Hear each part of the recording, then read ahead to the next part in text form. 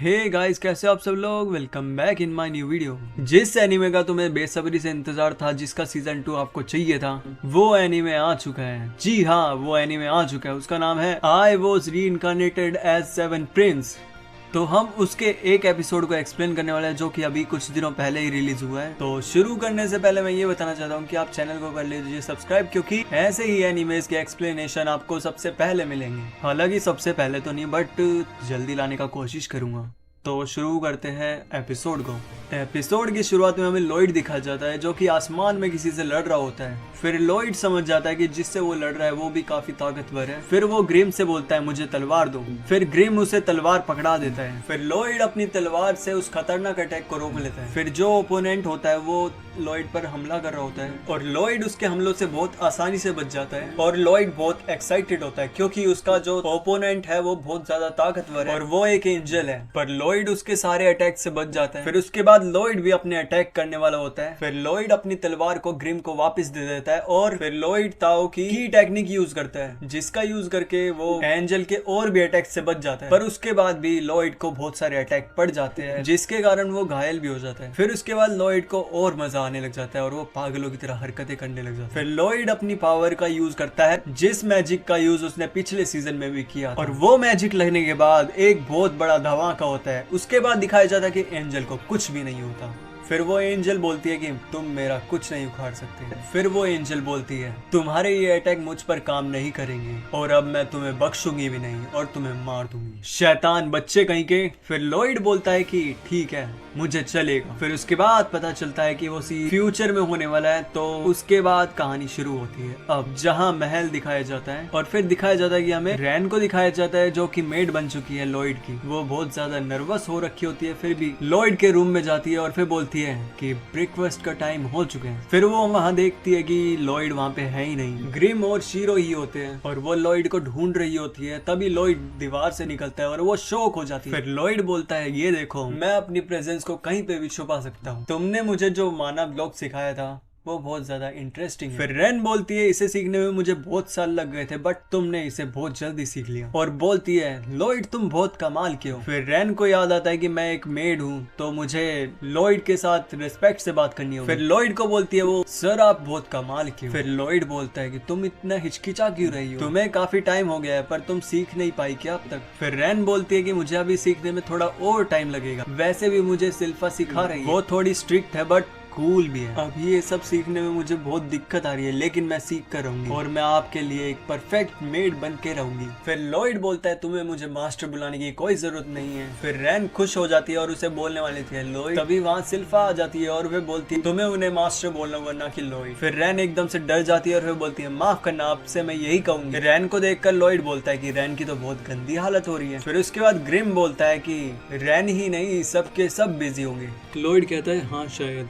अगले सीन में लॉयड उसी कैसल में आ जाता है जहाँ गुइज आर्मी के साथ लड़कर उस कैसल को तबाह कर दिया था, और लॉयड के हमले से वहाँ पर एक बहुत बड़ा गड्ढा हो गया था, पर गालिलियान ने उस गड्ढे को ठीक कर दिया था अपने जालों से। फिर लॉयड उस पे उछल रहा होता है। फिर हमें ये भी पता चलता है कि गालिलियान है ना जो, वो इस कैसल का गवर्नर बन चुका है। गालिलियान बोलता है कि मुझे लगा था कि लॉयड यहाँ का गवर्नर बनेगा, लेकिन मुझे बना दिया गया। फिर लॉयड कहता है कि मेरे पापा ने मुझे मौका दिया था कि मैं किसी को भी गवर्नर बना सकता हूँ, तो मैंने तुम्हें बनाना सही समझा और तुम इस जगह को ठीक कर दोगे, और मैं इस जगह को रिसर्च करने के लिए यूज कर सकता हूँ। तभी वहाँ पे बेबीलोन आता है और कहता है कि यहाँ पर डीमंस ने तो बहुत ज्यादा तबाही मचा दी थी, इसलिए इसको रिपेयर होने में बहुत टाइम लगेगा। फिर गालिलियान बोलता है कि इस जगह का मैं गवर्नर बन चुका हूँ, तो मैं इस जगह को, पर काश हम अपने आप को भी प्रोटेक्ट कर सकते। तभी ग्रिम बोलता है अगर तुम्हें एक डीमन ओपिनियन चाहिए तो मैं हूँ यहाँ पर, और मैं तुम्हें डिवाइन सोर्सरी रिकमेंड करता हूँ। और ये सब सुनकर सब डर जाते और बोलते हैं क्या तुम एक डीमन हो। फिर ग्रिम बोलता है कि और क्या, तुम्हें क्या लगा मैं क्या हूँ। चलो मैं तुम्हें बताता हूँ कि डिवाइन सोर्सरी क्या होता है। डिवाइन सोर्सरी एक ऐसी चीज है जिसको सिर्फ चर्च के डिवोटीज ही हाथ लगा सकते हैं। यह एक तरीके की भगवान की ताकत होती है, जिसको तुम अपनी बॉडी में डालकर बुराई को भगा सकते हो। यह सुनकर बाकी लोग कहते हैं हमने गॉड और चर्च को कभी माना ही नहीं। फिर ग्रिम बोलता है चलो फिर चर्च को ज्वाइन करने का समय आ चुका है। लॉयड तुम तैयार हो ना। यह सब सुनकर लॉयड थोड़ा सा डर जाता है और बोलता है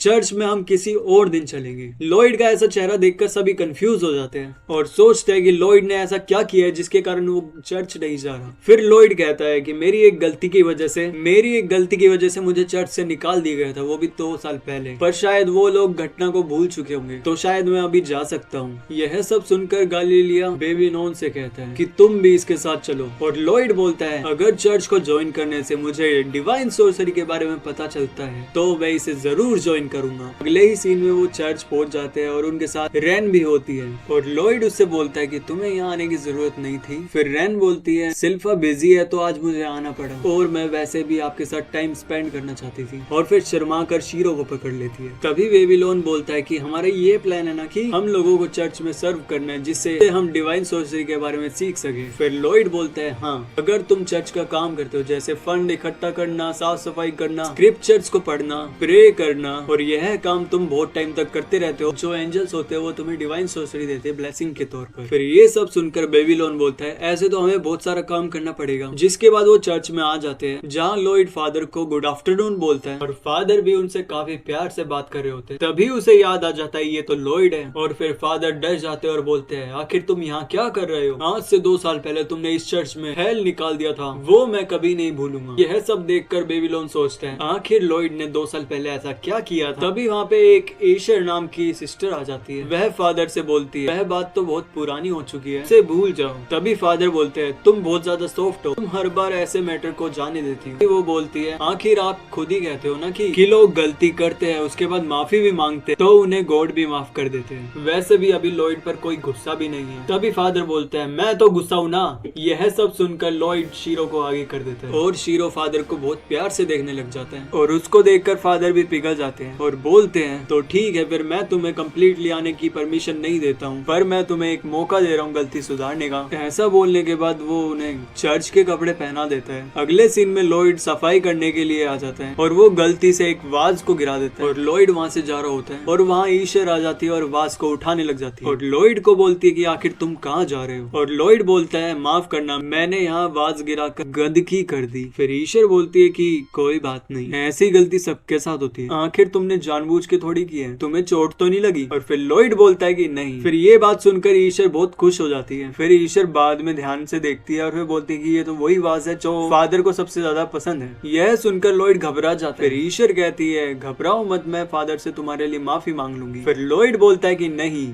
उनसे माफी मैं खुद मांग लूंगा, और फिर वाज को उठाने में उसकी मदद करता है। आखिर ये सब देखकर रैन बोलती है आखिर लॉयड को हुआ क्या है? लॉयड काफी अजीब बिहेव कर रहा है। फिर एशर बोलती है नहीं, लॉयड पहले से ही बहुत अच्छा बच्चा है। फिर रैन पूछती है आखिर लॉयड जब छोटे थे तो कैसे थे? फिर एशर बोलती है कि वो तब से लेकर अब तक नहीं बदला है, उसको मैजिक इतना पसंद है कि उसे और किसी चीज में इंटरेस्ट नहीं है। इस बार उसने चर्च डिवाइन सोर्सरी को सीखने के लिए ज्वाइन किया है ना। यह सब सुनकर बेबीलोन और रैन घबरा जाते और बोलते हैं इसे कैसे पता? और फिर वो झूठ बोल देते हैं और बोलते हैं कि हमें नहीं पता। और फिर एशर समझ जाती है कि वो झूठ बोल रहे हैं, और वो कहती है लॉयड अभी तक नहीं बदला बिल्कुल भी, वो पहले भी काफी वाज को तोड़ा करता था। फिर उसके बाद हमें एक पास्ट का सीन दिखाया जाता है जहाँ पर लॉयड ने एक और वाज गिरा दिया था, और एशर कहती थी कि क्या तुम ठीक तो हो ना? तो लॉयड भी बोलता था कि हाँ मैं ठीक हूँ। यह सुनकर ईशर काफी रिलीफ फील करती है। फिर उसके बाद लॉयड बोलता है कि आखिर तुम मुझ पर गुस्सा क्यों नहीं हो रही हो? ईशर बोलती है कि हाँ मुझे गुस्सा होना चाहिए। फिर ऐसा बोलकर वो बोलती है लॉयड तुम एक बहुत बुरे बच्चे हो। फिर लॉयड बोलता है ऐसे थोड़ी गुस्सा होना होता है, एक काम करो डिवाइन सोर्सरी का इस्तेमाल कर मुझे मार दो।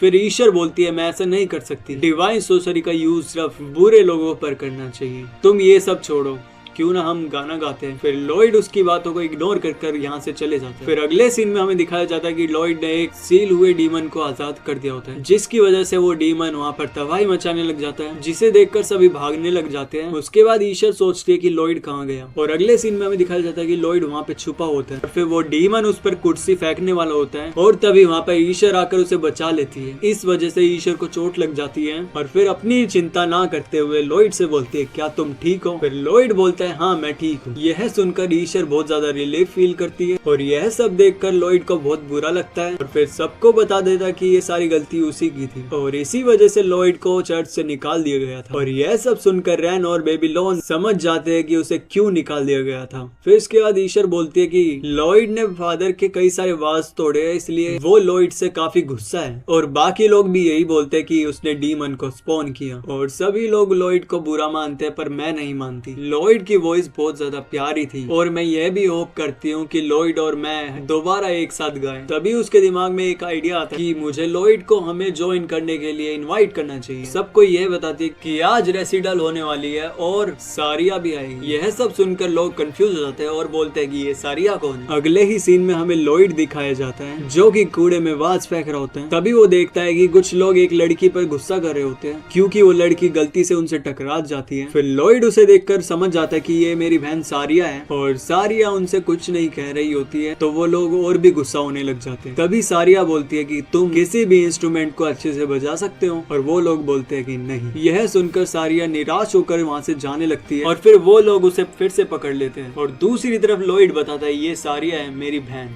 जो कि चौथी प्रिंसेस है। इसके पास म्यूजिक का टैलेंट है, इसने सभी इंस्ट्रूमेंट को मास्टर कर रखा है। म्यूजिक के अलावा इसे किसी भी चीज में इंटरेस्ट नहीं है। और वो लड़का सारिया को मारने ही वाला होता है। फिर वो लड़का बोलता है एक इंस्ट्रूमेंट को बजाने में मैं माहिर हूँ। उसे सुनकर सारिया बोलती है कि क्या है वो चीज बताओ। वो इंस्ट्रूमेंट यह है कि मैं सारी लड़कियों से उसकी चिल्लियां निकलवा सकता हूँ। तो अब वो सारिया को छेड़ने वाला होता है। तभी सारिया आकर वहाँ पे रोक लेती है और बोलती है यह मेरी दोस्त है, कोई इंस्ट्रूमेंट नहीं। यह सब सुनकर ईशर को ही वो बंदा गलत तरीके से पकड़ लेता है। तभी वहाँ फादर आ जाते हैं और बोलते हैं कि आज रेसिडल होने वाला है, अब गाना कौन गाएगा। फिर लॉयड बोलता है ये कब होने वाला है। फिर बेबीलोन बोलता है ये होने वाला है थोड़ी देर में और उसमें ईशर और सारिया गाना गाएंगे। कहा जाता है उस गाने को जो भी सुनता है वो हील हो जाते हैं। यह सुनकर लॉयड बोलता है अच्छा अब पता चला सारिया यहाँ क्यों आई है। फिर ग्रिम बोलता है क्या पता डिवाइन सोर्सरी जब गाना बजता हो तभी आता हूँ, यानी रिचुअल के दौरान। फिर उसके बाद लॉयड बोलता है हाँ जो भी उस गाने को सुनता है वो हील हो जाता है, इसका मतलब डिवाइन सोर्सरी भी तभी होगी। मैं उस रेसिडल को कैंसिल नहीं होने दे सकता। ऐसा बोलने के बाद रैन को वो बोलता है हमला करने को और फिर रैन उस पर माना फोकस का इस्तेमाल करती है और जिसका यूज कर फादर वगैरह इन सब को सुला देती है। जो देखकर ग्रिम इम्प्रेस हो जाते हैं कि ग्रिम ने हमें छोड़कर सबको सुला दिया, इसका मतलब उसने अपनी पावर को अच्छे से यूज करना सीख लिया। फिर लॉयड बोलता है इसके लिए उसने माना का फोकस किया, इसका यूज कर तुम अपने प्रेशर को और भी पावरफुल कर सकते हो और अपना टारगेट भी इजी बना सकते हो, पर ये करने के लिए बहुत मेहनत लगती है। फिर लॉयड मन में बोलता है काफी तुमने अच्छा काम किया है रैन। इतने में हम ये भी देखते हैं कि वो गुंडे जो सो रहे होते हैं वो भी उठ जाते हैं उसी टाइम। यह देखकर रैन घबरा जाती है और बोलती है इन्हें मैं नहीं सुला पाई। यह सब देखकर बेबीलोन आगे जाने वाला होता है। तभी लॉयड बोलता है अगर हमने इसे सुला भी दिया तो फादर उन्हें देख लेंगे, फादर को पता चल गया तो काफी मुश्किल हो जाएगी, इसलिए मैं इन सबको कहीं और भेज देता हूँ। फिर लॉयड उन्हें टेलीपोर्ट कर पहाड़ों के ऊपर छोड़ देता है और ईशर और सारिया यहाँ पे ही रह जाते हैं। और लॉयड की ये पावर देखकर सभी घबरा जाते हैं। और फिर लॉयड बोलता है अभी मुझे बहुत कुछ सीखना है, मुझे तो ये भी नहीं पता कि मैंने उन गुंडों को कहाँ पहुंचा दिया। अगले ही सीन में वो फादर की तरफ जा रहे होते हैं और फिर लॉयड बोलता है बेबीलोन ने उन गुंडों को भगा दिया। और फिर बेबीलोन भी कांप रहा होता है उसकी पावर देखकर, क्योंकि लॉयड ने जैक की टेलीपोर्ट करने वाली पावर से उन गुंडों को टेलीपोर्ट कर दिया। बेबीलोन हैरान है कि लॉयड ने ये स्किल इतनी जल्दी कैसे सीख ली। और वहीं रैन भी काफी इम्प्रेस हो जाती है लॉयड की ये शक्तियां देखकर। और वहीं फादर भी उनकी बात मान लेते हैं और वहां से जा रहे होते हैं। इतने में सारिया वहां आकर लॉयड को थोड़ी देर देखने लगती है और अब उसे याद आ जाता है कि इसका नाम लॉयड है। और फिर बेबीलोन भी बोलता है कि ये तो अपने भाई का ही नाम भूल गई। फिर एशर बोलती है ये काफी कमाल की बात है कि उसे लॉयड का नाम याद है, क्योंकि सारिया उन सब का ही नाम याद रखती है जो कि म्यूजिक से इन्वॉल्व होते हैं। फिर रैन पूछती है कि क्या लॉयड भी इंस्ट्रूमेंट बजा सकता है। फिर एशर बोलती है नहीं, लेकिन वो अच्छा गाना गाता है। और फिर लॉयड से बोलती है कि क्या तुम हमारे साथ रेसिडल पर गाना गाओगे। और फिर लॉयड कुछ कहने ही वाला होता है, तभी सारिया वहां आकर मना कर देती है और कहती है लॉयड ने अभी तक प्रैक्टिस नहीं करी, कि लॉयड ने इतनी प्रैक्टिस नहीं करी है तो मैं नहीं चाहती कि वो हमारी परफॉर्मेंस को खराब करे। जब मैं उसे अच्छे से ट्रेनिंग दे दूंगी तब वो अच्छे से गा सकता है। और फिर सारिया लॉयड से बोलती है कि हमारी परफॉर्मेंस देखो और हमसे सीखो। ऐसा बोलकर वो चली जाती है यहाँ से। फिर सारिया बोलती है तो हम यहाँ क्या करें, चर्च को एक्सप्लोर करें। लॉयड कहता है नहीं, मुझे रेसिडल को ऑब्जर्व करना होगा। और फिर ग्रिम भी बोलता है हाँ, जो डिवाइन सोर्सरी है वो शायद रिचुअल के दौरान ही होगी, ना कि माना सिग्नेचर से। और फिर वो सबको बता रहा होता है कि तुम लोग काफी सारे वैरायटी के फिनोमिनस क्रिएट कर सकते हो, पर जब तुम माना सिग्नेचर का यूज करते हो, पर जिनके पास माना नहीं होता वो लोग डांस या गाना गाकर भी मैजिक यूज कर सकते हैं। तभी अचानक से बेबीलोन और लॉयड को कुछ फील होता है, पर वो इस बात को इग्नोर कर देते हैं। अगले सीन में रेसिटल शुरू हो जाता है, जहाँ सारिया पियानो बजाने लगती है और ईशर गाना गाने लग जाती है। और फिर लोग देखते हैं कि ईशर का गाना बजाना और सारिया का पियानो बजाना, और ये एक कॉम्बिनेशन होता है जो कि बहुत ज्यादा प्यारा होता है। सभी लोग ये सुनकर बहुत हैरान हो जाते हैं और लॉयड बोलता है यह है वो मैजिक जो लोगों को हील कर देता है, यह काफी कमाल का है। और वहाँ सभी लोग हील होने लग जाते हैं, जो देखकर ग्रिम भी बोलता है यही तो वो डिवाइन सोर्सरी है। तभी लॉयड माना के फ्रेगमेंट को अपनी तलवार से काट देता है और वो उसके तलवार पे लग जाता है। यह देखकर लॉयड कहता है कि आखिर ये कैसे तरीके का माना सिग्नेचर है कि इसे देखकर ऐसा लगता है कि ये कोई ज्योमेट्रिक शेप है और मैंने ऐसा कुछ आज तक नहीं देखा। और बात करी जाए इसके इफेक्ट की तो यह इफेक्ट एक हेल्थ क्लास स्पेल का है। यह एक ऐसी बारिश हो रही है जिसके 10 मीटर के रेंज में सभी लोग हील हो रहे हैं। और ग्रिम बोलने लग जाता है कि ईशर का जो माना है वो थोड़ा कम है। लॉयड कहता है कि कोई बात नहीं, जैसा हमने सोचा था बिल्कुल वैसा ही है। ईशर डिवाइन सोर्सरी का यूज कर सकते हैं, इसका मतलब है कि गॉड के मैसेंजर उनकी रिस्पेक्ट करते हैं। यह कोई ऐसे टाइप का माना सिग्नेचर है जो कि कोई लैंग्वेज में नहीं है, इसे पढ़ा नहीं जा सकता। यह तो बहुत कमाल की चीज है। ग्रिम बोलता है क्या तुम इसे सीखना नहीं चाहोगे? फिर लॉयड बोलता है कि इसे हम बाद में देखेंगे, पर अभी के लिए मैं कोई पावरफुल चीज को सेंस कर रहा हूँ जो कि यहीं देख रही है। जब से रेसिडल शुरू हुई है तब से उसकी पावर और बढ़ती जा रही है। फिर उसके बाद ग्रिम भी उसे महसूस करता है और फिर बोलता है अरे हाँ, ये तो काफी ताकतवर प्रेशर है, आखिर ये किसका है और ये कहाँ से आ रही है? फिर लॉयड कहता है कि ये ऊपर से आ रही है। फिर ग्रिम बोलता है इसका मतलब कोई हमें सीलिंग से देख रहा है। फिर लॉयड बोलता है नहीं, हमें उससे भी ऊपर से कोई देख रहा है, शायद हमें कोई भगवान का सर्वेंट देख रहा है। अब लॉयड ऊपर जाने के लिए तैयार हो जाता है और जाने से पहले ब्रेन और बेबीलोन को बोलता है मैं जल्दी वापिस आऊंगा। और ये बोलकर लॉयड काफी ऊपर टेलीपोर्ट हो जाता है और वो लोग इतना ऊपर आ जाते हैं कि वहाँ पर कुछ भी नहीं होता, वहाँ सिर्फ बादल ही बादल होते हैं। फिर ग्रिम बोलता है शायद हम मर तो नहीं गए, पिछली बार जब मैं मरा था तब मुझे ऐसा कुछ फील नहीं हुआ था। फिर वो लोग और आगे जाने लगते हैं। फिर उन्हें वहाँ पे एक स्ट्रक्चर दिख रहा होता है जिसके ऊपर एक एंजल बैठी होती है। फिर लॉयड बोलता है जो भी हमें ऊपर से देख रहा था वो यही है। और इसके बाद ये एपिसोड खत्म हो जाता है। अगर आपको और एपिसोड देखने हैं तो वीडियो को लाइक, चैनल को सब्सक्राइब और बेल आइकन को ऑन कर लीजिए, जिसमें हम I was reincarnated as 7th prince season 2 के सारे एपिसोड को कवर करेंगे और उसके साथ बहुत सारे एनिमे भी। अगर मेरा काम आपको अच्छा लगता है तो ज्यादा नहीं, चैनल को सब्सक्राइब कर लीजिए please. And thanks for watching, bye bye.